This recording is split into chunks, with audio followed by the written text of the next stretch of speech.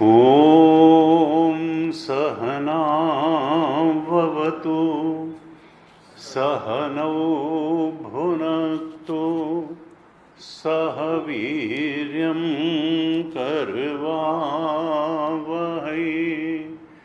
तेजस्विनावधीतमस्तु मा विद्विषावहै।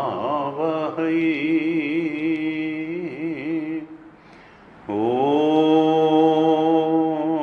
शान्ति शान्ति शान्तिः।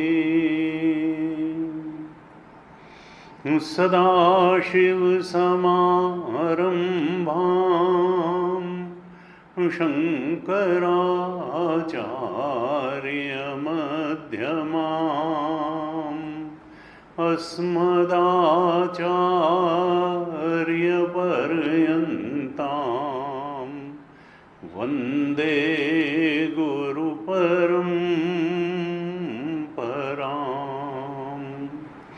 अज्ञानतिमिरान्धस्य ज्ञानाञ्जनशलाकया चक्षुरुन्मीलितं येन तस्मै श्री गुरवे नमः। तस्मै श्री गुरवे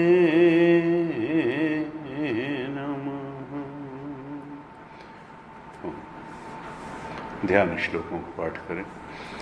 ओम पार्थाय प्रतिबोधितां भगवता नारायणेन स्वयं व्यासेन ग्रथितां पुराणमुनिना मध्ये महाभारतम् अद्वैतामृतवर्षिणीं भगवतीम् अष्टादशाध्यायिनीम् अम्ब त्वामनुसन्दधामि भगवद्गीते भवद्वेषिणीं। नमोऽस्तु ते व्यासविशालबुद्धे पुल्लारविन्दायतपत्रनेत्र येन त्वया भारततैलपूर्ण प्रज्वालितो ज्ञानमयः प्रदीपः प्रपन्नपारिजाताय स्तोत्रवेत्रैकपाणये ज्ञानमुद्राय कृष्णाय गीतामृतदुहे नमः। सर्वोपनिषदो गावो दोग्धा गोपालनन्दनः पार्थो वत्सः सुधीर्भोक्ता दुग्धं गीतामृतं महत् वसुदेवसुतं देवं कंसचाणूरमर्दनम् देवकी परमानन्दं कृष्णं वन्दे जगद्गुरुम्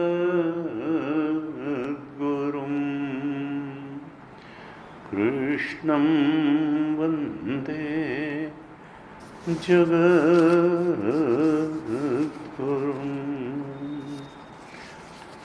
श्रीमद् भगवद गीता के छठे अध्याय पर हम चर्चा कर रहे थे, तो कुछ श्लोकों का पाठ कर लेते हैं, फिर चर्चा करते हैं।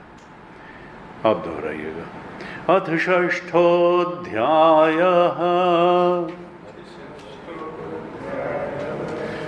श्रीभगवानुवाच अनाश्रितः कर्मफलम् कार्यं कर्म करोति यः स सन्न्यासी च योगी च न निरग्निर्न चाक्रियः यं सन्न्यासमिति प्राहुः योगं तं विद्धि पाण्डव न हि सन्न्यस्तसङ्कल्पः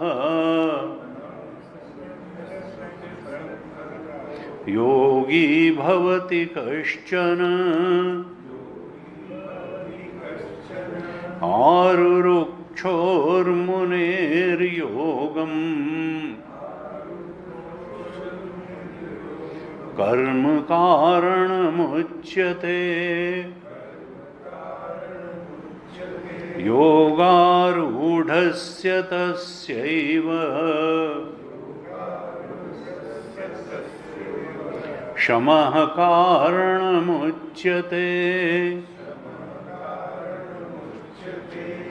यदा हिनेन्द्रियार्थेषु न कर्मस्वनुषज्यते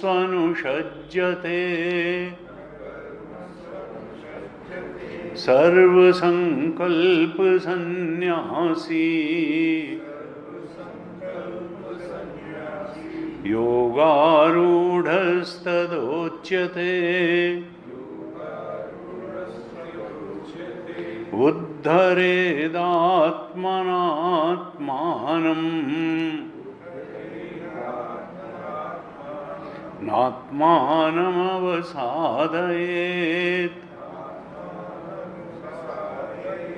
आत्मैव्ह्यात्मनो बन्धुः आत्मैव रिपुरात्मनः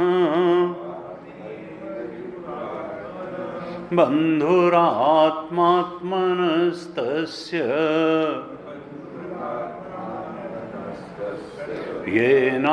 येनात्मैवात्मना जितः अनात्मनस्तु शत्रुत्वे वर्तेतात्मैव शत्रुवत् जितात्मनः प्रशान्तस्य परमात्मा समाहितः शीतोष्णसुखदुःखेषु तथा मानापमानयोः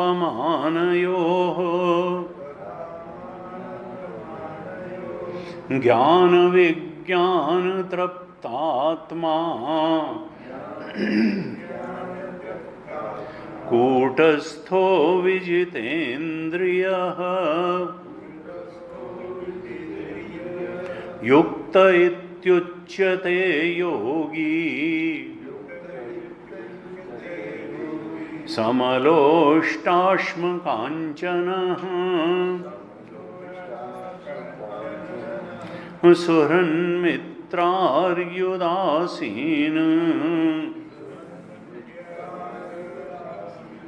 मध्यस्थद्वेष्य बन्धुषु साधुष्वपि च पापेषु समबुद्धिर्विशिष्यते योगी युञ्जीत सततम् आत्मानं रहसि स्थितः एकाकी यत् चित्तात्मा निराशीरपरिग्रहः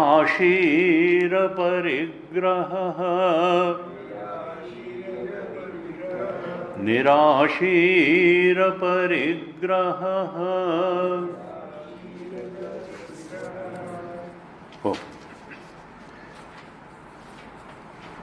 श्रीमद् भगवद गीता के 6ठे अध्याय पर हम लोग विचार कर रहे हैं और इस पर 2-3 कक्षाएं हम कर चुके हैं।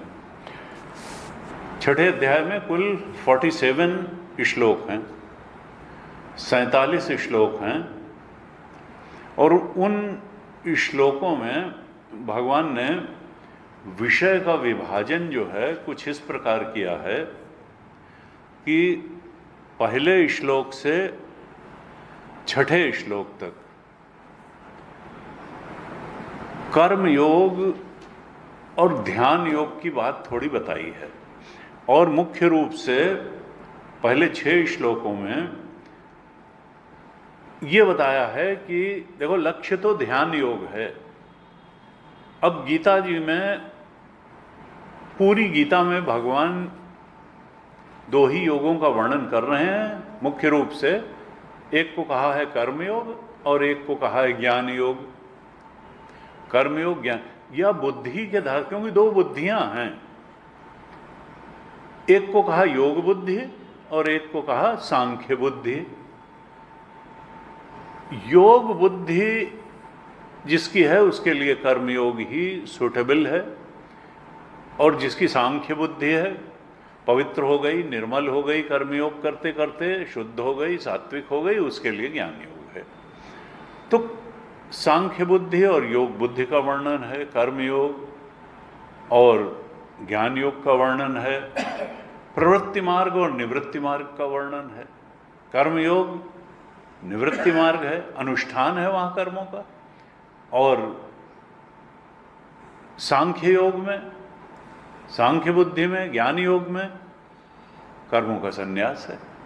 तो कर्म का अनुष्ठान भी है और कर्म का, दोनों बातें गीता बताती है। शास्त्र ही कर्म अनुष्ठान की आज्ञा भी देता है और कर्म करने का तरीका भी बताता है, और फिर वही शास्त्र एक समय आकर के कर्म के त्याग की बात भी बताता है कि अब तुम्हारा कर्मानुष्ठान से तुमको जो लाभ होना था वो हो चुका, अब तो तुमको जो आगे का लाभ होगा वो ज्ञान योग से होगा, ध्यान योग से होगा, निवृत्ति मार्ग से होगा।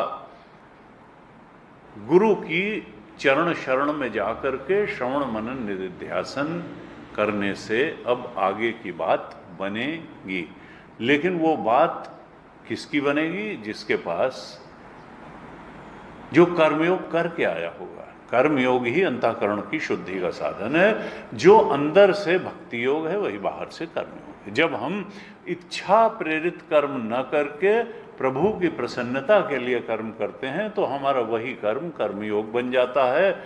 और जब तक हम फल की आसक्ति से प्रेरित होकर के और इच्छाओं के द्वारा अंदर से दबाव डाले जाने पर इच्छा की पूर्ति के लिए और फल पाने के लिए कर्म करते रहते हैं, तब तक हम कर्मठ अवश्य हो सकते हैं, लेकिन वो कर्म हमारे बंधन का कारण बनेगा। ये ध्यान रखना है। कई बार लोग कंफ्यूज हो जाते हैं। क्यों? क्योंकि उसके बाद लक्ष्य क्या है? लक्ष्य तो श्रवण मनन निधिध्यासन करके और आत्मबोध प्राप्त करना है, आत्मा के ब्रह्मत्व का बोध प्राप्त करना है, क्योंकि सत्य तो आत्मा है। सत्य ये दुनिया नहीं है जहाँ हम कर्म का लक्ष्य बना करके कुछ पाने के लिए भाग दौड़ करते रहते हैं। वो दुनिया पाना लक्ष्य नहीं है। दुनिया तो भटकाती रहेगी। दुनिया ना आज तक किसी को मिल पाई, ना आगे मिलेगी, हैं? वहाँ तो जो है तृष्णा न जीर्णा वयमेव जीर्णा, ये तो हमारा शरीर जो है कालो न याता वयमेव याता, हम बीत जाएंगे और दुनिया ऐसे ही चलती रहेगी। कभी दुनिया का संसार आज तक किसी को पूरा मिला नहीं और भगवान किसी को अधूरा मिला नहीं। भगवान जब मिलते हैं तो पूरे ही मिलते हैं और संसार जब भी मिलता है अधूरा ही मिलता है, थोड़ा सा मिलता है, ज़्यादा बाकी रह जाता है। इसलिए गीता जी क्या कहती हैं कि तुम थोड़ा परीक्ष लो, कान मुंडक कृष्ण, थोड़ा परीक्षण करो। कर्म के पीछे पड़े हुए हो, कर्म देता क्या है? अतृप्ति देता है, अतृप्ति देता है। जो तृप्ति जिस लेवल की चाहिए वो मिलती है कि नहीं मिलती है?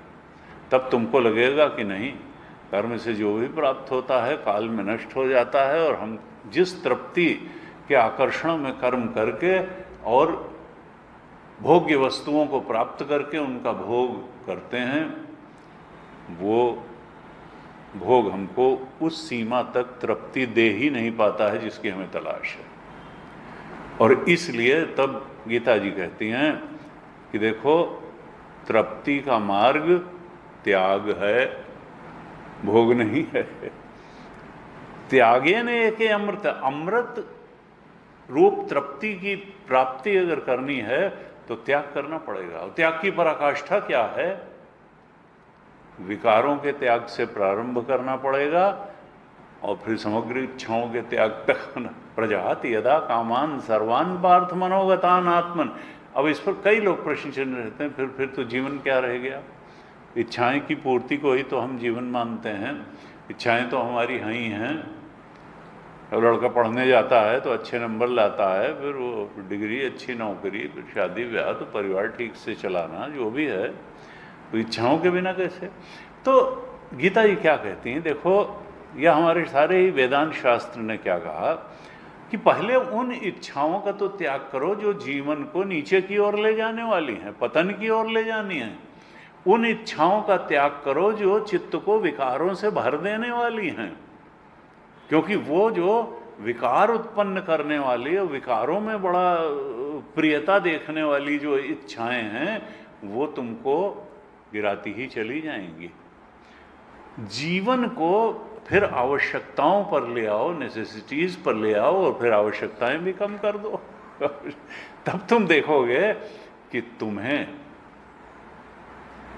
ज्ञान में जितना रस है उतना रस संसार के पदार्थों के भोग में नहीं है। ये बात जब ज्ञान लोलुपता जीवन में बढ़ती है, विद्या व्यसन बढ़ता है, तब समझ में आती है। जब सत्संग का व्यसन बढ़ता है कि संसार का कोई व्यसन उतनी न तो उतना आकर्षक है न उतना तृप्तिदायक है जितनी आकर्षक और तृप्तिदायक ब्रह्म विद्या है, सत्संग है, स्वाध्याय है, और उससे, उस ज्ञान से मिलने वाली तृप्ति है। एक साधक की तृप्ति एक संसारी की तृप्ति से बहुत ज़्यादा होती है। मल्टी मिलियनर की तृप्ति से बहुत ज़्यादा गहरी, गुरु जी कहते थे। और अच्छी तृप्ति सिद्ध की तो खैर होती ही है, आत्मबोध जिसको प्राप्त है, लेकिन एक अच्छे साधक को क्या भी जो तृप्ति का धरातल होता है, संतुष्टि का धरातल होता है, जो उसके अंदर रस सिद्धि का धरातल होता है, वो धनी से धनी व्यक्ति के भी रस से अधिक होता है उसका तृप्ति का धरातल। इसलिए हम जो तृप्ति और सुख चाहते हैं उसका मार्ग जो है वो तो त्याग ही है। हम पहले उन इच्छाओं के त्याग से प्रारंभ करें जो इच्छाएं बिल्कुल स्पष्ट है कि चित्त को शुद्ध नहीं करेंगी बल्कि विकारी बनाएंगी। यही कर्मयोग है। और कर्मयोग क्या कहता है कि देखो, संसार में कर्म का अनुष्ठान करो। कर्मयोग का मतलब है कर्मानुष्ठान। कर्म का और ज्ञान योग में भी, विविदिशा संन्यास में भी उन कर्मों का अनुष्ठान तो किया ही जाता है जो कि ज्ञान की पराकाष्ठा की ओर बढ़ाने वाले हैं। जैसे यम नियम का पालन करना, नियमित स्वाध्याय करना, सत्संग करना, गुरु की सेवा शुश्रूषा करना, गुरु के सानिध्य में रहना। तो जो विविदिशा सन्यासी के लिए भी जो नियम है उनका पालन तो करना ही पड़ेगा। यानी वहां कर्मों का स्वरूप बदल जाएगा, लेकिन कर्म तो तब तक होते रहेंगे जब तक हम परमार्थ सन्यास यानी ब्रह्म स्वरूप के बोध में स्थित नहीं हो जाएंगे। तब जो हमारे कर्म होंगे वो आभासी होंगे, क्योंकि जीवत्व ही नष्ट हो जाएगा। जीव जो है वो अपने ब्रह्म स्वरूप में जब स्थित हो जाएगा तो जब करता ही, जीव का मतलब क्या है? कर्ता और भोक्ता। जब करता ही नहीं रहा, भोक्ता ही नहीं रहा, तो कर्म कौन करेगा? वो तो एक आभासी सत्ता के रूप में जब सूक्ष्म शरीर बना रहेगा, डिवाइन विल फ्लो करेगी। प्रारब्ध तो शरीर का है, तो इससे कर्म भी होंगे। गुरुदेव ने कितना कर्म किया, लेकिन वो कर्म जो है फलाशक्ति पूर्वक नहीं है, इच्छा की प्रेरणा से नहीं है, वो तो डिवाइन विल का एक्सप्रेशन मात्र होगा। क्योंकि अब वो चेतन की अद्वितीयता को जान गया, जीवत्व का। तो 3 स्टेजेस हुई। एक तो जो तय है कि ये कर्म हमारे चित्त को मलिन करने वाले हैं, विकारों को उत्पन्न, काम और विकार, षड विकार कहे जाते हैं, और भी बहुत सारे हो सकते हैं। गीता की जी के 16वें अध्याय में लिस्ट ही पूरी दे दी गई। लेकिन मुख्य रूप से जो षड विकार माने गए वो तो काम, क्रोध, लोभ, मोह, मद, मत्सर, ये 6 विकार जो है तो ही हैं। और तुलसीदास जी ने तो बहुत से, उन्होंने तो विकार की जगह रोग ही कह दिया। ये तो रोग हैं। मानस रोग कछुक में गाए, हैं सबके लख बिरले न पाए। मानने को ही आदमी तैयार नहीं होता है कि ये मेंटल डिजीजेज हैं, मानस रोग हैं। जाने ते चीज ही कछु पापी, मेटी न पावहीं जन परितापी। विषय कुपथ्य पाए अंकुरे, मुनि हृदय का नर बांकुरे। तो इस प्रकार से कहा कि कर्मयोग करो। इन मनोरोगों का, मनोविकारों का इलाज क्या है कि राम कृपा ना सही सब रोगा। भगवान की कृपा से ही जा सकते हैं। यानी और भगवान किस पर कृपा करेंगे? जो उनकी शरण में रहते हुए कर्म करेगा, इच्छाओं की शरण में रहते हुए कर्म नहीं करेगा, जो फलाशक्ति पूर्वक कर्म नहीं करेगा, जो भगवान की भक्ति में रहते हुए कर्म करेगा। तो कर्मयोग का मतलब क्या है कि इच्छाओं की आसक्ति में रहते हुए कर्म न करना, भगवान के भक्त बन करके कर्म करना, फल की आसक्ति से कर्म न करना, ईश्वर की प्रसन्नता के लिए कर्म करना। इससे फिर हम वो जो प्रथम सीढ़ी है, जो विकार हमारे मन को दूषित किए जाते हैं, फिर दिनचर्या को भी दूषित करते हैं, फिर जीवन को भी दूषित करते हैं और हमारे जीवन में दुख का कारण बन जाते हैं, उनसे हम अपने को अलग रखने में समर्थ होंगे। तो दुख निवारण की जो सामर्थ्य है वो कर्मयोग में है, प्रारंभिक रूप में, जो कि अंदर से भक्ति योग। उसके बाद फिर गुरु के वचनों के, शास्त्र के वचनों के श्रवण मनन निधिध्यासन से जब हम ये जान लेंगे कि इस संसार में जो है वो तो पाने लायक कुछ है नहीं। पाने लायक आत्मा, ये करता ही जो है झूठा है, भोगता ही झूठा है। ये जिसको हम बहुत सच्ची सच्ची दुनिया मान रहे हैं, ये तो मनोदृश्यम इदम सर्वम यत्किंचित सचराचरम मनसो ही अमनी भावे द्वैतम नैवोपलभ्यते। अरे सत्य तो आत्मा है, उसके ऊपर ये कर्तृत्व भोक्तृत्व भी सुपर इम्पोजिशन है, और संसार भी। ये तो हमारी इच्छाओं का प्रक्षेपण मात्र था, समष्टि जीवों की इच्छाओं का प्रक्षेपण मात्र है संसार।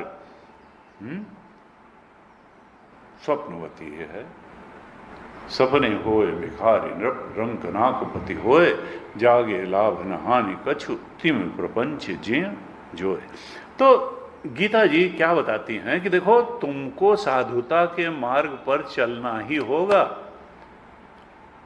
तुमको भक्ति की औपचारिकता ही अगर करते रहोगे तो उससे तुम्हारे जीवन में न दुख की निवृत्ति होगी और न चरम परम सुख और तृप्ति जिसकी तुमको तलाश है उसकी प्राप्ति होगी। तुमको तो 24 घंटे का भक्त बनना पड़ेगा और तुमको 24 घंटे की साधना करनी पड़ेगी। 15 और 20 मिनट की साधना से काम नहीं चलेगा। और इसके लिए पहले तुमको उन कर्मों से संन्यास लेना पड़ेगा जो चित्त को मलिन करने वाले हैं, यानी षड्विकार। पहले जो जिनको करने से चित्त मलिन हो जाता है, और कर्मयोग करोगे तो चित्त शुद्ध होता चला जाएगा।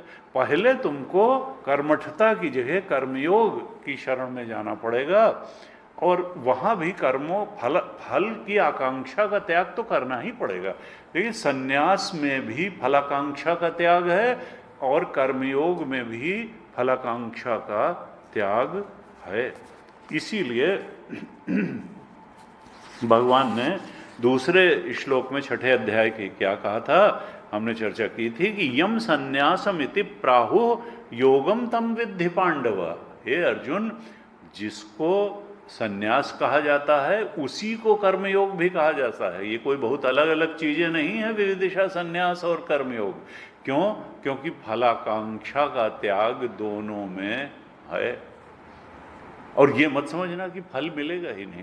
जब हम भगवान की शरण में रहते हुए भगवान के भक्त बन करके ईश्वर की प्रसन्नता के लिए कर्म करते हैं, तो भगवान शंकराचार्य ने भाष्य में लिखा कि ईश्वर थोड़ा बढ़ा के ही फल देते हैं। ये मत समझना कि हम फलासक्ति का त्याग करके कर्म करेंगे, ईश्वर की प्रसन्नता के लिए कर्म करेंगे तो फल नहीं मिलेगा, फल तो ज़्यादा मिलेगा। यम संन्यासमिति प्राहु योगम तन विद्धि पांडव, नहीं असन्यस्त संकल्पो योगी भवति कश्चन। लेकिन यह भी तय है कि जब तक हम संकल्पों से डील करना नहीं सीख जाएंगे, क्योंकि जन्म जन्मांतर की आदत पड़ी हुई है, हैबिट पड़ी हुई है, संस्कार पड़े हुए हैं, वासनाएं हैं, और उस हिसाब से हमारे मन में अच्छी बुरी सब इच्छाएं आ ही जाएंगी। हमको अलर्ट रहना पड़ेगा, सावधान रहना पड़ेगा अपने ही विचारों के प्रति, अपने ही मन के प्रति, कि कहीं इसमें कोई ऐसा विचार तो जड़ जमा करके नहीं जा रहा है जो विकारों की श्रेणी में है, जो हमारे चित्त को मलिन कर देगा। और फिर असन्यस्त संकल्प, उस संकल्प से, उस विचार से को त्यागने की सामर्थ्य भी चाहिए, दृढ़ता चाहिए, दृढ़ संकल्प चाहिए कि जिस विचार को चाहें एंटरटेन करें और जिसको चाहें हम रिजेक्ट कर पाएं कि हमको तुम्हें आगे नहीं सोचना है।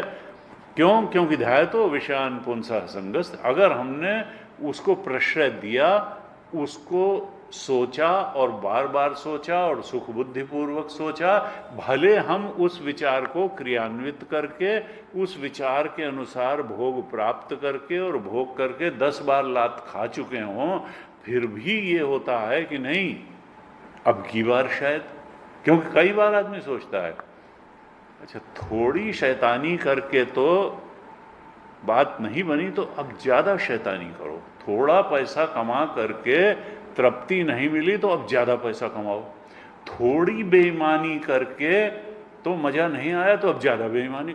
ये जो व्यक्ति का है कि और ज्यादा, ये नहीं समझ में आ रहा कि वो रास्ता ही गलत था। ये जो बेईमानी का रास्ता था, जो विकारों को प्रश्रय दे करके दिनचर्या और जीवन बनाने के, वो रास्ता गलत रास्ता था। ये नहीं कि वो रास्ता कम था इसलिए मजा कम आया। एक लड्डू खा के नहीं आया मजा तो 10 लड्डू खा के थोड़ा आ जाएगा, वो तो और ज्यादा परेशानी का कारण बनेगा 8वां लड्डू। तो भोगों की मात्रा बढ़ा देने से, हैं, first you drink the bottle, then bottle drinks the bottle and then bottle drinks the man. Chari ji कहते थे पहले आदमी जो है शराब पीता है, बोतल खोलता है, फिर बोतल ही, फिर आदमी नहीं पीता, then bottle then drinks the bottle, और फिर बॉटल ड्रिंक्स द मैन। फिर वो शराब जो है आपके लिवर को खाती है, आपके ऑर्गन्स को खाती है, आपकी जिंदगी बर्बाद करती है। तो इस तरह से जो है विकार तो हमेशा दुख का कारण बनेंगे। तो हमें प्रारंभ में अच्छी इच्छाओं को प्रश्रय देना है जो जीवन को उन्नति की ओर ले जाएं। कुछ लोग सोचते हैं कि एकदम से सारी इच्छाएं, ना, मुक्ति की इच्छा तो रखनी पड़ेगी, आत्मबोध की इच्छा तो रखनी पड़ेगी, सद्गुण दुर्गुणों को हटाने और सद्गुणों को लाने की इच्छा तो रखनी पड़ेगी। और फिर एक दिन ऐसा भी आएगा, अगर हम ये करेंगे कि दिनचर्या को शास्त्रानुसार बनाने की इच्छा तो रखनी पड़ेगी। मनमानी कामनाओं से मनमत नहीं होना है, गुरुमत तो होना पड़ेगा। गीता के अनुसार जो मार्ग जीवन का बताया गया उस पर चलने की इच्छा तो करनी ही पड़ेगी। हाँ, यह है कि मन जिधर कहा उधर ही करने लगे, इसको मनमत नहीं गुरुमत होके तो चलना ही पड़ेगा। ये इच्छा तो करनी ही पड़ेगी कि हमारी जिंदगी सुधरे, हमारे दुख की निवृत्ति हो, परम सुख की प्राप्ति हो। और फिर एक दिन ऐसा जरूर आ जाएगा कि अगर आत्मबोध हो गया तो फिर तो इच्छा करने वाला ही विदा हो जाएगा। फिर तो इच्छाओं कर्म की हों ही स्वरूप ही चीन है, न तो इच्छा की बात रह जाएगी। लेकिन एकदम शुरू में नहीं। कर्मयोगी भी इच्छा करता है, उसकी इच्छा होती है कि हम अपनी प्रभु की प्रसन्नता के लिए कर्म करें, हम भक्त का हृदय रखते हुए कर्म करें, हम इच्छाओं की गुलामी। तो ये इच्छा ही तो है कि इच्छाओं की गुलामी में जीवन न बीते, भगवान की भक्ति में जीवन बीते। तो ये भी तो इच्छा है, तो ये तो सदिच्छा है, ये तो करनी पड़ेगी। तो ये नहीं कि इच्छा नहीं, जीवन को उन्नत इस चेतना को इस उत्कर्ष तक उठाने की इच्छा तो करनी ही पड़ेगी, जिससे ज्यादा उत्कर्ष संभव ही नहीं है। और वो चेतना का परम उत्कर्ष जो है उसी का नाम है परम चेतन, परमात्मा, आत्मा, ब्रह्म, भगवान, जो भी कह लें। तो ये इच्छा तो करनी ही पड़ेगी, मुक्ति की इच्छा। और उस अंतिम मुक्ति यानी ब्रह्म बोध रूपी, ब्रह्म निर्वाण रूपी अंतिम मुक्ति के रास्ते में जो छोटी छोटी मुक्तियां आती हैं, जैसे दुर्गुणों से मुक्ति, दुराचरण से मुक्ति, वो अशांत चित्त से मुक्ति, इंद्रियों की एकाग्रता अच्छी जगह पर न हो पाने से मुक्ति, ना विरतो दुश्चरितात्, ना अशांतो, ना असमाहितः, ना शांत मानसो वापी प्रज्ञाने नैनम आपनुयात। ये कोई साइंटिफिक रिसर्च नहीं है कि खाली इंटेलिजेंस से मिल जाएगा आत्मबोध, ना, पूरी जिंदगी देनी पड़ेगी, पूरी जिंदगी सुधारनी पड़ेगी। हमको अगर खुद सेल्फ इंट्रोस्पेक्शन करना पड़ेगा कि कहीं कोई दुश्चरित तो हमारे जीवन में नहीं है। जो दुश्चरित से विरत नहीं हुआ, अविरत ना विरतो दुश्चरितात्, कोई दुराचरण नहीं होना चाहिए जीवन में। न अशांतो, हमारी इंद्रियां अशांत नहीं होनी चाहिए, क्योंकि शांत इंद्रियां ही आप कहेंगे सत्संग में चलो चलेंगी, और अशांत इंद्रियां तो आपसे अपनी बात मनवाएंगी, कहेंगी मॉल चलो, पिक्चर चलो, यहाँ चलो, उनसे मिलो, ये खाओ, वो करो, वो देखो, वो पहनो। तो इंद्रियां शांत होनी चाहिए, दुराचरण विदा होने, ना विरतो दुश्चरितात्, न अशांतो, न असामित, चित्त समाहित होना चाहिए। हम जैसे ही सत्संग में बैठे एकाग्र होकर के सब बातें सुने और अंदर हमारे वो सत्संग का रस समाहित होता चला जाए, चीजें भूले नहीं। स्वाध्याय करें गीता का तो गीता के श्लोकों का अर्थ उस शांत चित्त में प्रकाशित होता चला जाए। ना शांतो ना समाहिता, मन जो है हमारा एकाग्र हो, इंद्रियां शांत हो, चित्त समाहित हो। ना विरतो दुश्चरितात् ना शांतो ना समाहिता, ना अशांत मानस होगा। मन अशांत होगा तो बात बनेगी नहीं। और जो रजोगुणी विकारी मन होता है वही अशांत हो जाए, जो सात्विक मन होता है वो शांत होता है और एकाग्र भी होता है। तो हम इस तरह से अगर चलेंगे, कर्मयोग करेंगे तो मन शांत बन जाएगा, सात्विक बन जाएगा, एकाग्र बन जाएगा, इंद्रियां भी हमारा सहयोग करने वाली बनेंगी, चित्त भी सहयोग करने वाला बनेगा, शरीर भी सहयोग करने वाला बनेगा, और तब हमारी चेतना उत्कर्ष को प्राप्त होगी। सारे कुत्ते, मगर, गिद्ध, इनकी चेतना एक धरातल पे होती है। मनुष्य की चेतना में बहुत अंतर है। परमहंस की चेतना एक लेवल पे थी, तपोवन महाराज जी की एक लेवल थी, गुरुदेव की एक लेवल थी, और इसी तरीके से डिफरेंट स्टेट्स, सबकी चेतना का धरातल अलग अलग होता है।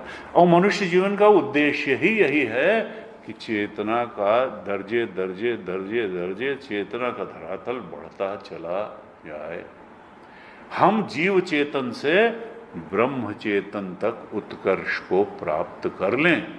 इतना चेतना का उत्कर्ष हो जाए कि हम अपने परमात्म चेतन स्वरूप के बोध में प्रतिष्ठित हो जाएं, जिससे ऊपर फिर चेतन है ही नहीं। और असल में हमारा स्वरूप तो वही है।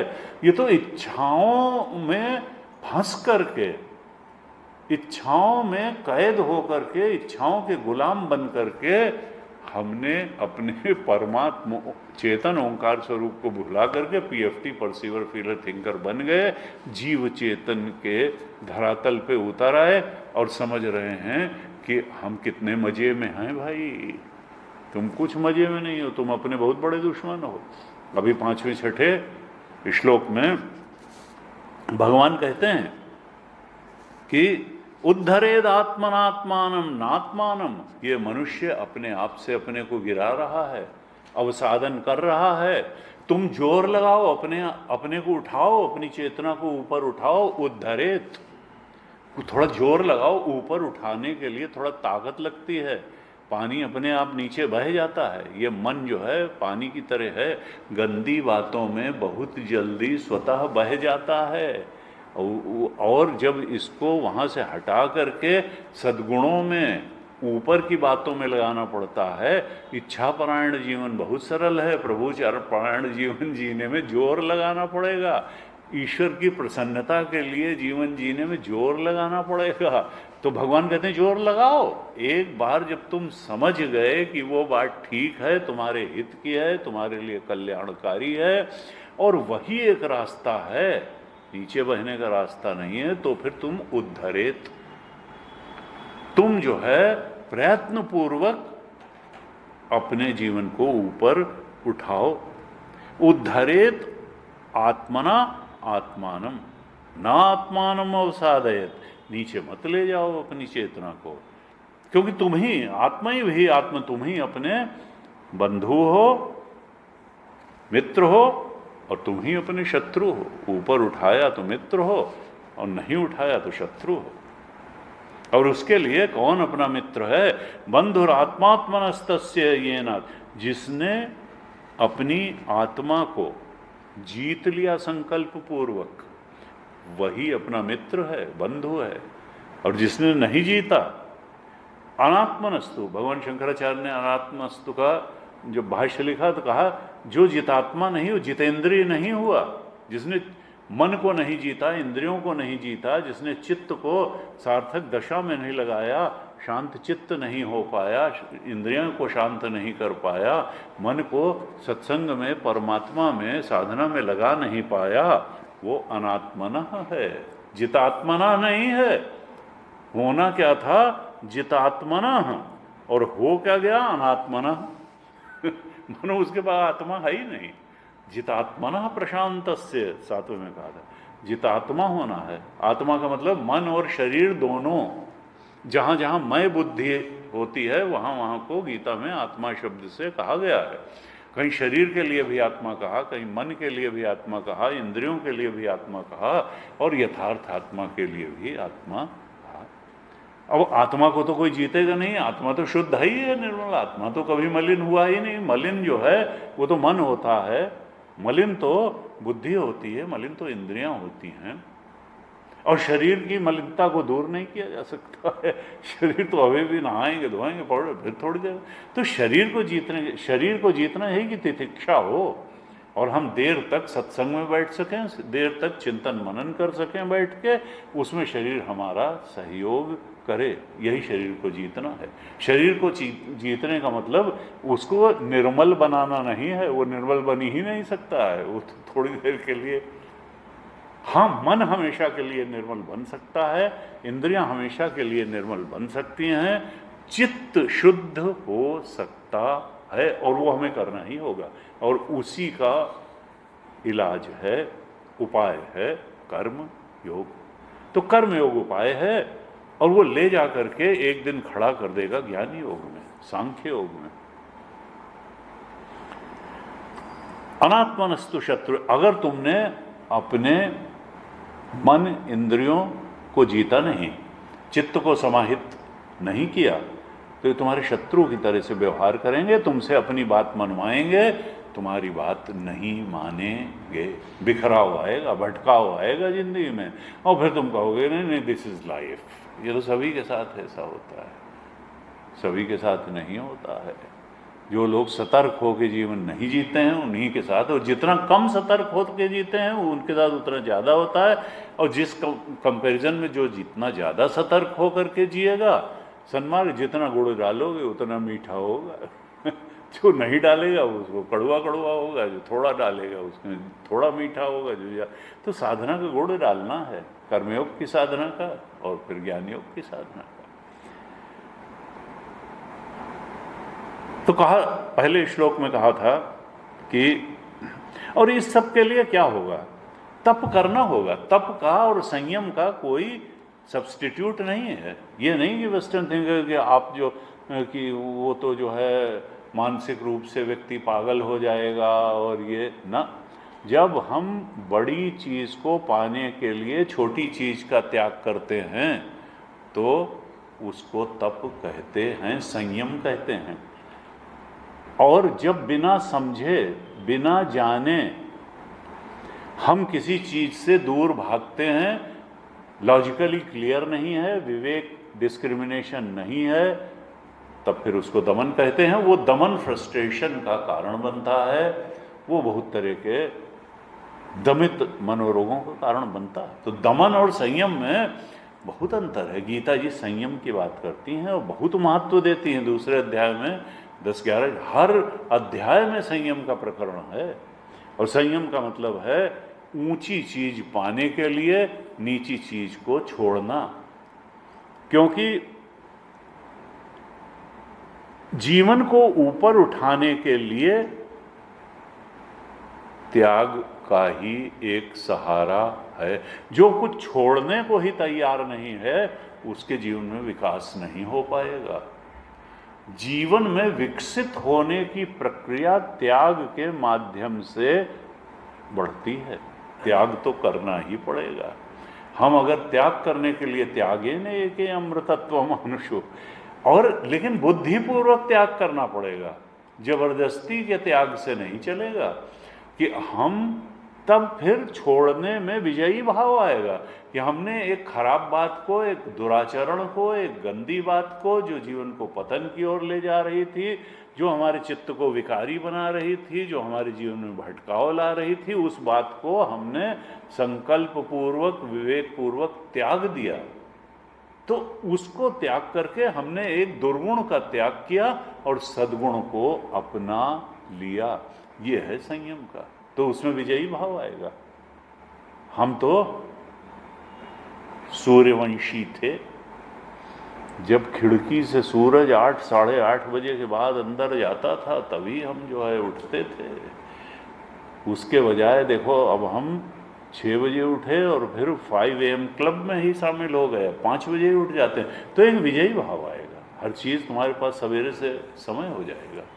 तो सद्गुणों को अपनाना, दुर्गुणों को त्याग करना, संयम की यही बात है।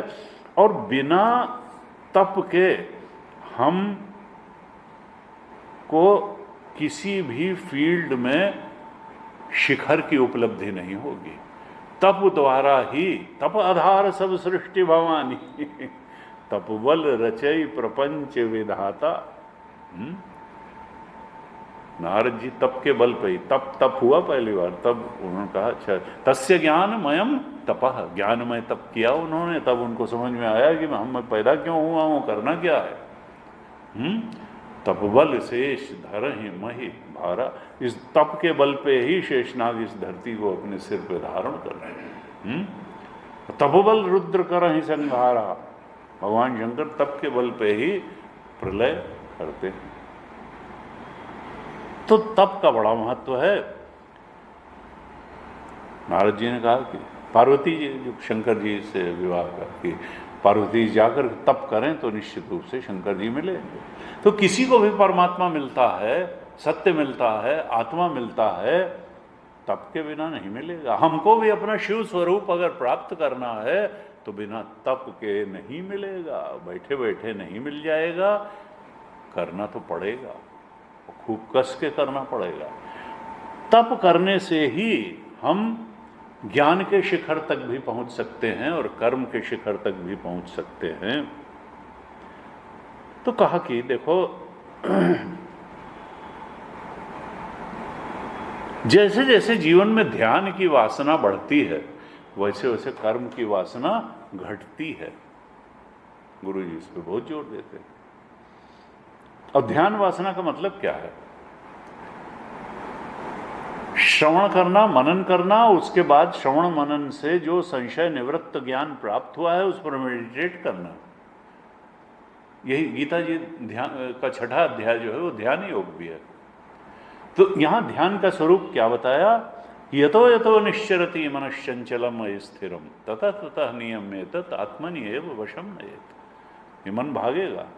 जो ज्ञान गुरुमुख से प्राप्त हुआ है श्रवण द्वारा कि हमारा स्वरूप क्या है, आत्मा ही हमारा स्वरूप है, सच्चिदानंद हमारा स्वरूप है और चेतन अद्वितीय ही होता है, बाकी सब तुम्हारी इच्छाओं का प्रक्षेपण है।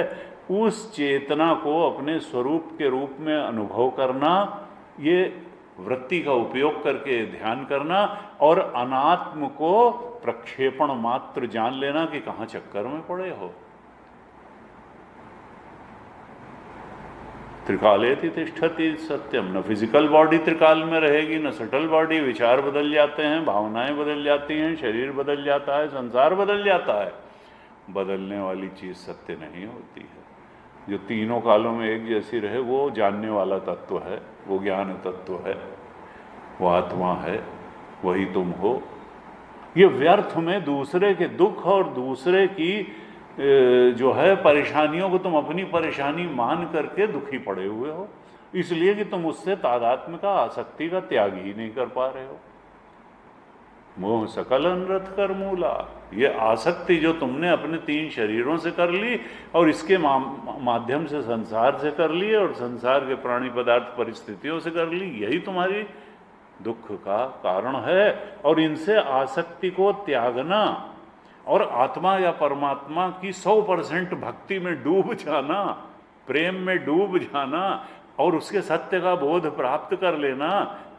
कहाँ असत के चक्कर में पड़े हो? ना सतो विद्यते भाव, असत का कोई एग्जिस्टेंस ही नहीं है और ना अभावो विद्यते सतः, सत का कभी अभाव नहीं है, तुम वही हो।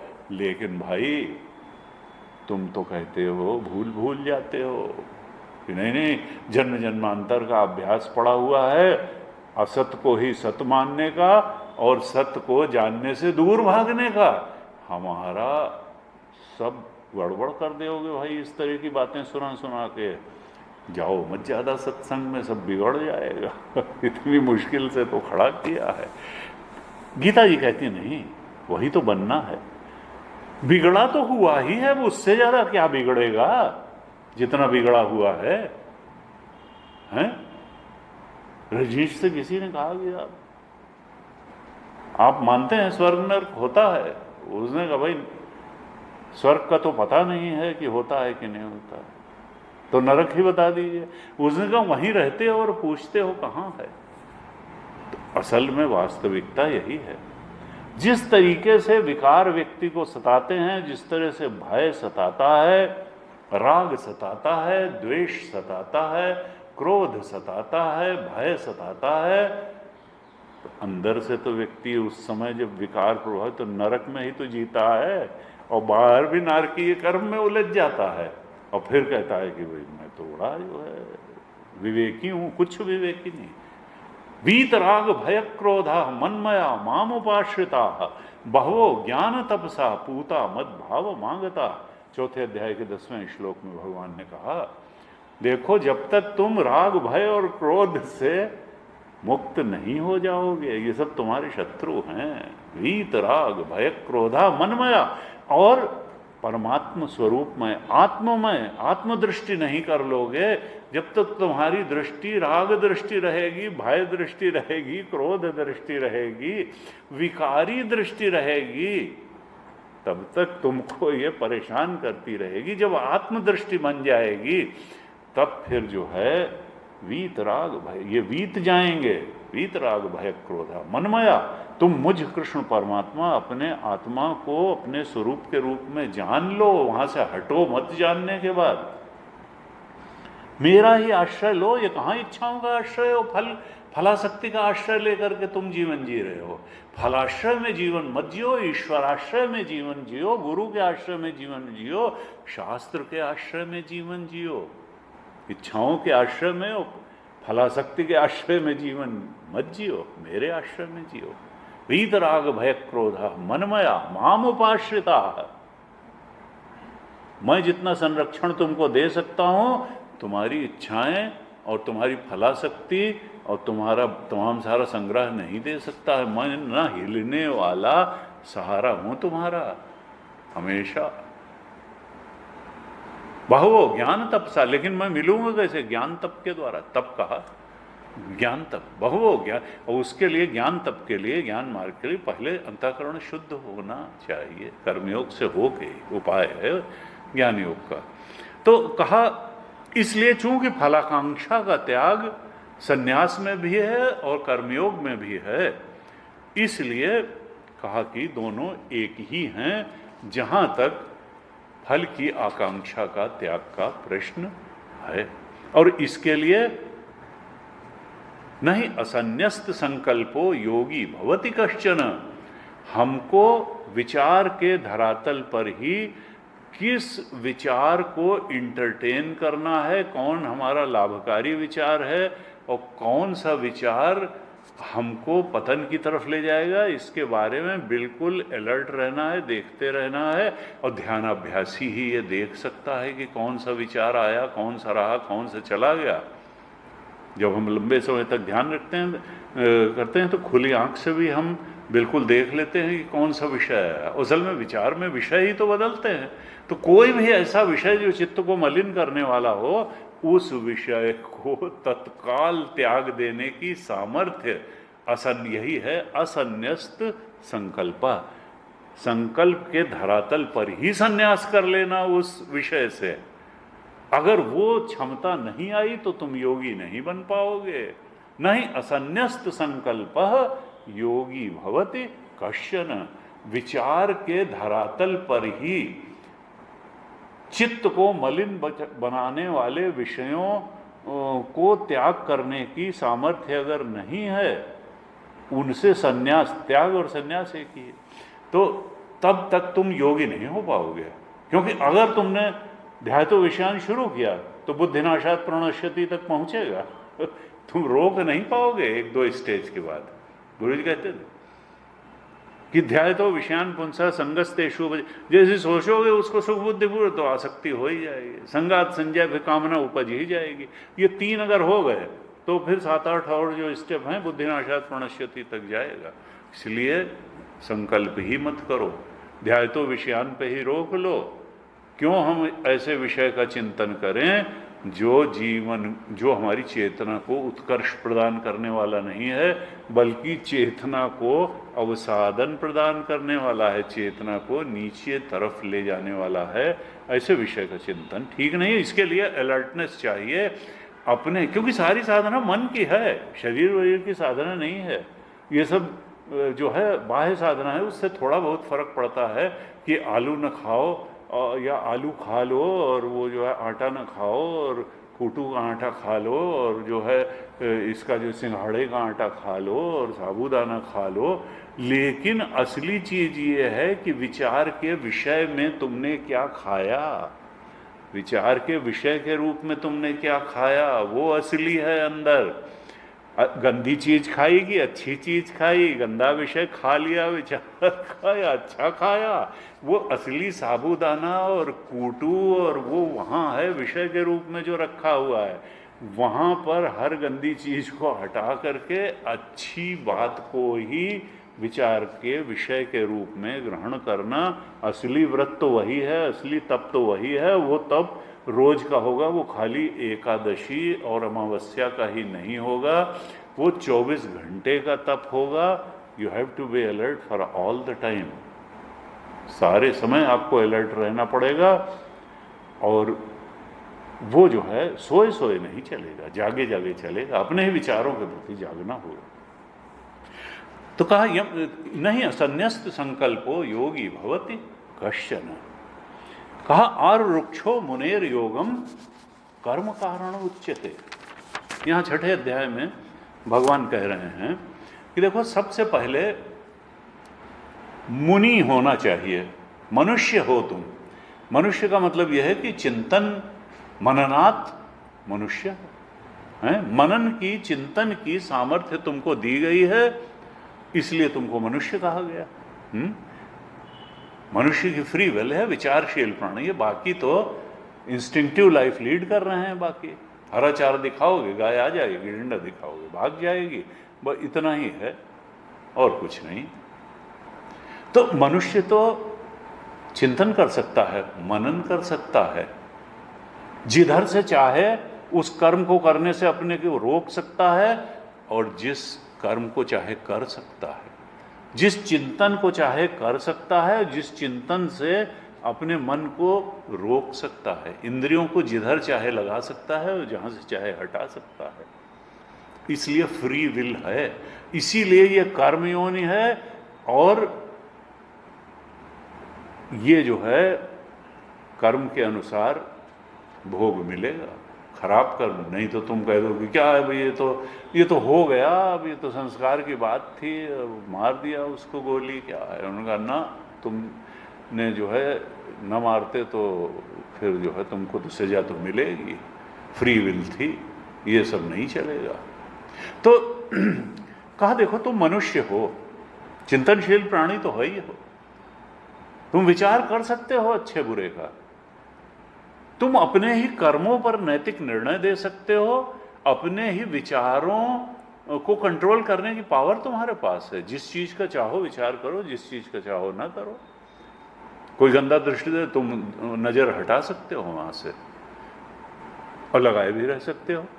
तुम इनवाइट करके भी गंदी बात देख सकते हो, इनवाइट करके भी वहां कर सकते हो। तो तुम अपने विचारों को भी नियंत्रित करने की पावर तुमको दी गई है, इंद्रियों को नियंत्रित करने की पावर दी गई है, बुद्धिवृत्तियों को नियंत्रित करने की पावर दी गई है, शरीर को जहां चाहो ले जाओ, जहां चाहो न ले जाओ।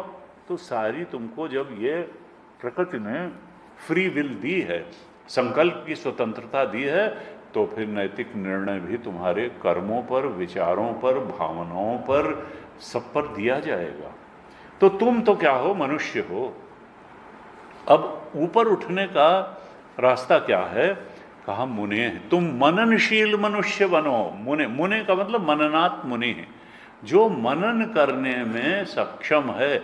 और मनमानी मनन नहीं, शास्त्र के बैकग्राउंड में जो मनन कर सकता है, कौन चीज हमारे लिए हितकारी है और कौन चीज हमारे लिए हितकारी नहीं है, इस बात पर जो मनन चिंतन कर सकता है उसको कहा मुनि। मुनि की बड़ा महत्व है, मननात् मुनि है। जिसने खूब मने, जिसने, और मनन श्रवण के बाद ही होता है मनन। जब यह शास्त्र का स्वाध्याय करो, गुरुमुख से श्रवण करो, तब मालूम पड़ेगा कि हमारे लिए हितकारी क्या है और हमारे लिए नुकसानदेह क्या है, अहितकारी क्या है।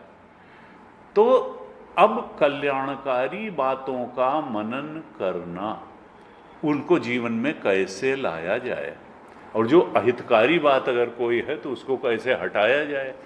तो ये जब शुरू करते हैं गुरु और शास्त्र द्वारा प्राप्त ज्ञान के संदर्भ में, अहितकारी बातों को हटाने और लाभकारी बातों, जो चेतना को उत्कर्ष देने वाली बातें हैं वही लाभकारी हैं, जो अवसाधन करने वाली हैं वही नुकसानदेह हैं। तो कैसे करें? तो इस पर मनन करने में वाला, जो जब मनन करते हुए एकदम क्लैरिटी हो जाएगी तो फिर बुद्धि सत्य पक्षपातिनी होती है। सिनेमा देखते समय अंधेरा कर दिया जाता है, रोशनी में सिनेमा अच्छा नहीं लगता है। इसी तरह से दुनिया अज्ञान के अंधकार में ही आकर्षक लगती है। अगर कहीं ज्ञान का प्रकाश आने लगे तो दुनिया रसीली, रंगीली और आकर्षक नहीं रह जाएगी। इसलिए व्यक्ति सत्संग में नहीं जाता और अज्ञान को नष्ट करना नहीं चाहता है। क्यों? क्योंकि संसार का सिनेमा देखने में मज़ा नहीं आएगा। ज्ञान के प्रकाश में तो वो पता चल जाएगा, ये तो किसी ने लिखी है, कल्पना है, हम क्यों रोएं, हम क्यों हंसें, ये तो कोई रील चल रही है। तो किसी ने कहा कि भाई ये संसार भी एक लेज़र शो चल रहा है, बस उसमें अंतर क्या है कि उस लेज़र शो में हम भी एक लेज़र से बने हुए एक पात्र हैं उस लेज़र शो के।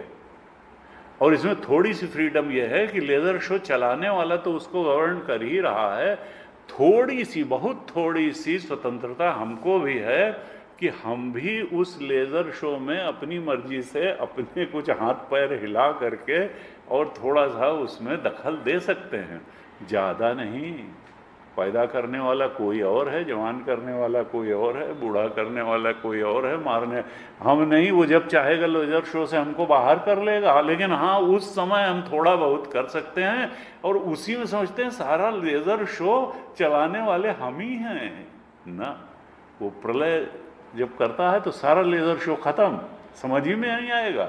जैसे सपना कहाँ चला गया समझ ही में, ऐसे ही तुम भी कहाँ चले गए समझ में नहीं आएगा, हैं। उमा दारु योषित की नाई, सब ही नचावत राम गोसाई। तुलसीदास जी। जैसे कठपुतली है, उसको नचाने वाला कौन है? कठपुतली खुद थोड़ा नाच रही है, कोई नचाने वाला डोर तो उसके हाथ में है। ऐसे ही राम जी नचा रहे हैं, हम लोग कठपुतली हैं, दारू यो सबको नचा रहे हैं। लेकिन अब हम समझते हैं थोड़ी बहुत फ्री विल चूंकि है कि हम नाच रहे हैं।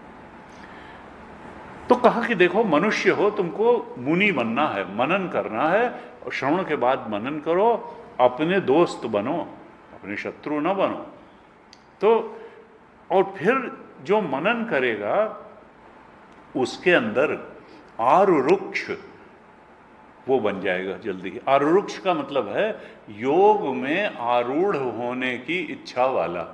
आरुरुक्ष वो सोचेगा कि मैं किसी तरह योग की पराकाष्ठा पर पहुंच जाऊं, यानी उसके अंदर सत्य की जिज्ञासा होगी। जो मनुष्य से मुनि बनेगा, मनन करेगा, वो धीरे से आरुरुक्ष भी बन जाएगा। वो सोचेगा ध्यान योग की पराकाष्ठा पर अब निधिध्यासन हमारे जीवन में आए, अब आत्मदृष्टि हमारी बन जाए। मनन, श्रवण और मनन से जो बात समझ में आई है, संशय रहित जो ज्ञान हुआ है, वही ज्ञान दृष्टि सोने में भी रहे, स्वप्न में भी रहे और सब समय बनी रहे।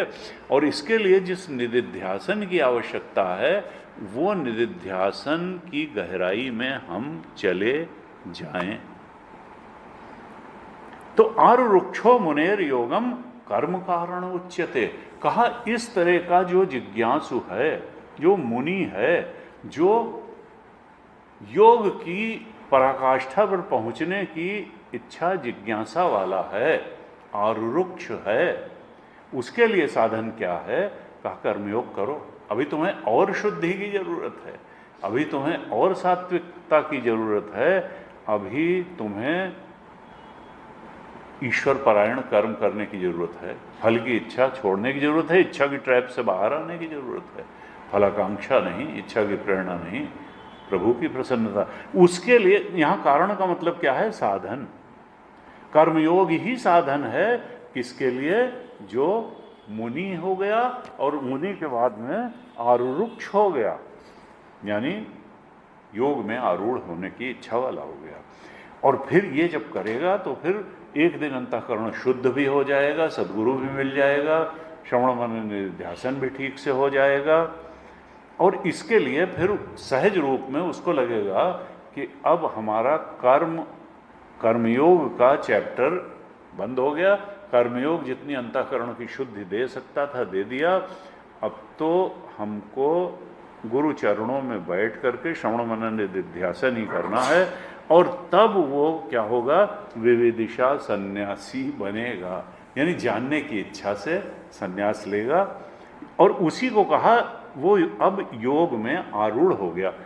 आरूढ़ योग में आरूढ़ होने की इच्छा वाला था, वो कर्मयोग करते करते अब योगारूढ़ हो गया, यानी अब वो गुरु चरणों में बैठ करके श्रवण मनन निधिध्यासन करने के लायक हो गया। वो अब उसका अंतःकरण इतना शुद्ध हो गया है, रजोगुण इतना शांत हो गया है कि वो एकांत को सृजनात्मक बना सकता है, एकांत को रचनात्मक बना सकता है, दीर्घ काल तक आत्मचिंतन में डूब करके रह सकता है। उसकी इंद्रियां उसकी सहयोगी हो गई, मन सहयोगी हो गया, चित्त समाहित हो गया है, और इसलिए अब वो हो गया योगारूढ़। और मुनि से मनुष्य मुनि बना, मुनि से आरूढ़ बना, आरूढ़ से योगारूढ़ हो गया। उस योगारूढ़ के लिए अब क्या है? साधन शमः कारणमुच्यते। शमः का मतलब यहाँ मनोनिग्रह नहीं है, शमः का मतलब है, भगवान शंकराचार्य ने लिखा, उपशमः सर्व कर्मभ्यो निवृत्ति ही। अब कर्म संन्यास करेगा, यानी जो अभी तक कर्मयोग में अनात्म में ही तो कर्म कर रहा था, भले वो ईश्वर की प्रसन्नता के लिए कर्म कर रहा था, लेकिन और भक्ति पुष्ट करने के लिए कर्म कर रहा था, फलाकांक्षा, लेकिन कर्म तो कर ही रहा था। अब वो कर्म का भी चैप्टर समाप्त हुआ। अब तो सब कर्मों से निवृत्ति ले करके और गुरु की शरण में बैठ करके श्रवण मनन निधिध्यासन करना ही इस योगारूढ़ के लिए साधना है। योगारूढ़स्य तस्यैव शमः कारण उपशम, सब कर्मों से, लौकिक वैदिक सारे कर्मों से निवृत्ति ही अब उसका साधन है। क्यों? क्योंकि अब उसको अपने उस कर्म से बचे हुए सारे समय का उपयोग श्रवण मनन निधिध्यासन में ही करना है। एकांत में वो निठल्ला हो के आलसी हो करके नहीं बैठेगा, तब तो फिर तमोगुणी हो जाएगा ना।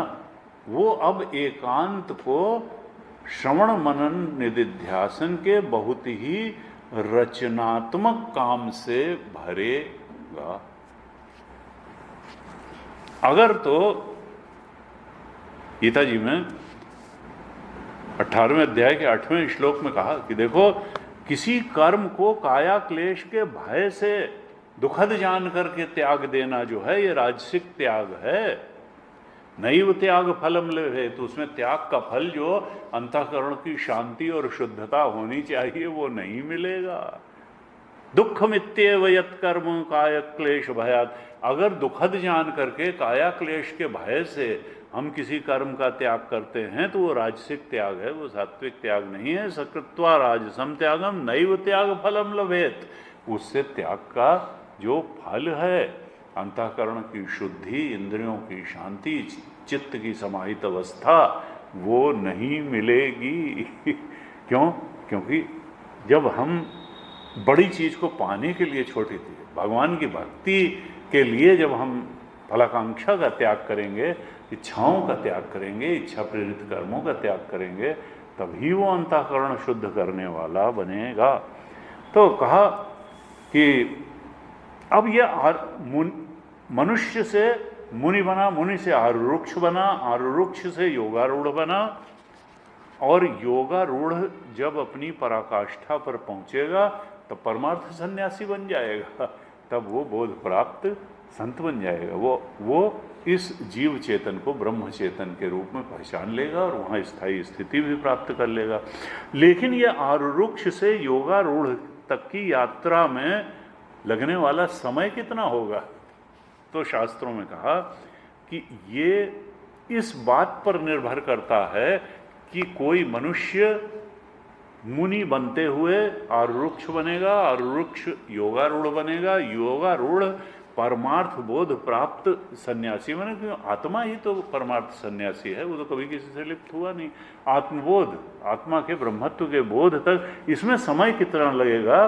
तो कहा साधक की मुमुक्षा कितनी तीव्र है, उसकी जिज्ञासा कितनी तीव्र है, उसमें मोक्ष की इच्छा कितनी प्रबल है, इस पर समय निर्भर करेगा। और उसमें वही याद रखना चाहिए कि परमहंस ने शिष्य को कहा कि नहाने चलेंगे, और अंदर ही जब डुबकी लगाई तो दबा दिया। उसने कहा क्या समझ में आ रहा था? उसमें बस लग रहा था कि बाहर निकले और सांस ले लें। तो उन्होंने कहा इतनी ही तड़प जब हो जाएगी, मुमुक्षा हो जाएगी परमात्मा को पाने की, तत्काल मिल जाएगा, क्योंकि वो कहीं बाहर से थोड़ा आना है, वो तो तुम्हारा स्वरूप है। लेकिन हमारी चूंकि प्रायोरिटी 10 जगह बटी रहती है, तो 10 जगह कुएं खोदने, 10 जगह 10-10 फीट खोदने से पानी नहीं मिलता है। एक जगह 100 फीट खोद लो तो मिल जाएगा। तो कहा कि मुमुक्षा की तीव्रता पर निर्भर होगा, और धीरे धीरे ही कर्म से उपरामता बनती है, और ध्यान में तन्मयता बढ़ती जाती है, और चित्त की समाहित दशा गहराती चली जाती है।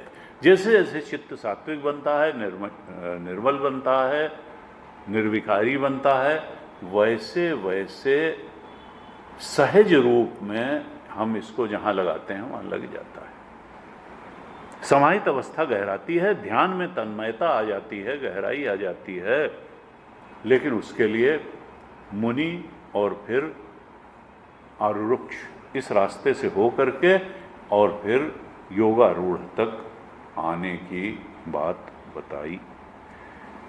कहा एक भाष्य में भगवान शंकराचार्य ने महाभारत का एक श्लोक कोट किया है।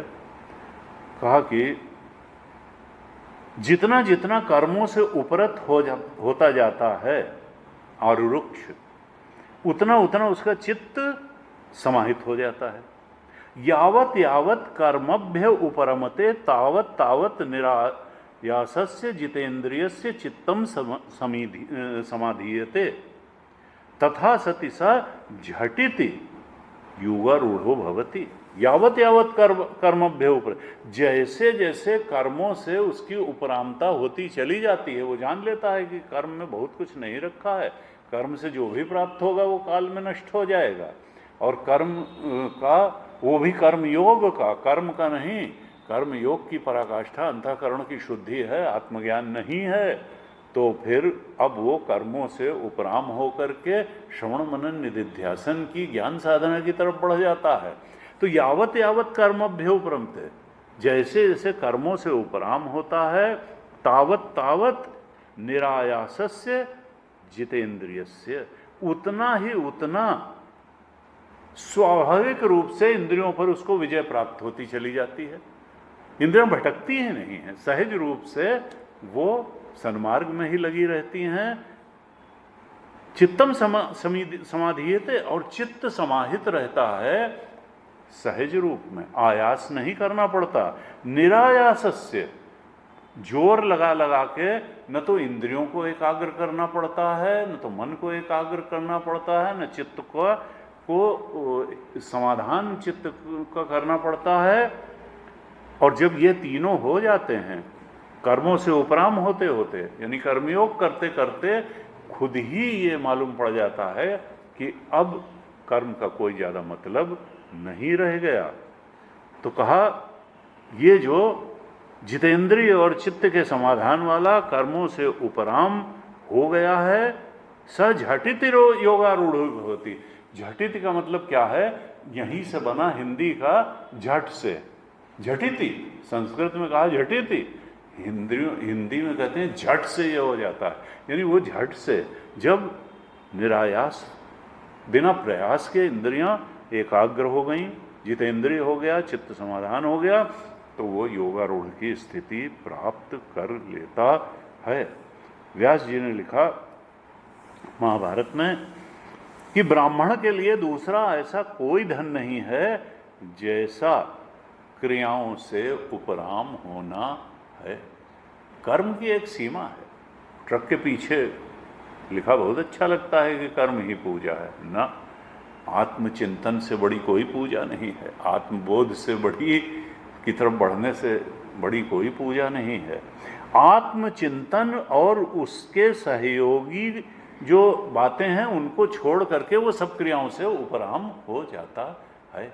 यानी नहाता देता है, शुद्ध पवित्र रहता है, स्थान को पवित्र रखता है, अपने स्थल को साफ रखता है, कपड़े शुद्ध रखता है, चित्त को शुद्ध रखता है। वो सब जो सहयोगी क्रियाएं हैं, अपनी पुस्तकें ठीक से रखता है, अपने गुरु के सानिध्य में ठीक से बैठता है, तो आत्मचिंतन और उसमें सहयोगी जितनी क्रियाएं हैं उनको छोड़ करके वो सब क्रियाओं से उपराम कर लेता। इसीलिए उसको भिक्षा की स्वतंत्रता भी दी गई है कि अब तुम मांग के खा लो, लेकिन इसलिए नहीं कि मांगते बन जाओ, इसलिए कि बाकी वो जो बनाने और उसमें जो समय जाता है और संग्रह में उसको बचा करके अब तुम सारा समय श्रवण मनन निधिध्यासन में ध्यान में लगाओ, अच्छी बातों के ध्यान में लगाओ, गुरु चरण शरण में रहो। इस प्रकार से बताया। अगली कक्षा में विचार करते। ओम पूर्णमदः पूर्णमिदं पूर्णात् पूर्णमुदच्यते पूर्णस्य पूर्णमादाय पूर्णमेवावशिष्यते। ओम शांति शांति शांति। हरि ओम। श्री गुरुभ्यो नमः। हरि ओम।